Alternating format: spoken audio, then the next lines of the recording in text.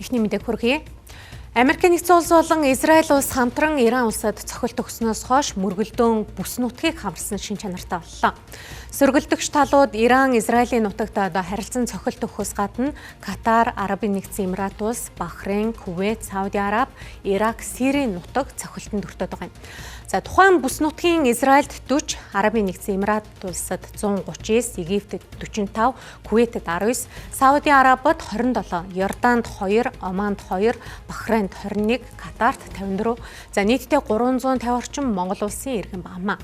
За эдгээр иргэдэд шаардлагатай мэдээлэл зөвлөгөөг цагаалдалгүй өгч эхэлсэн гэж гадаад харилцааны яамнаас мэдээллээ.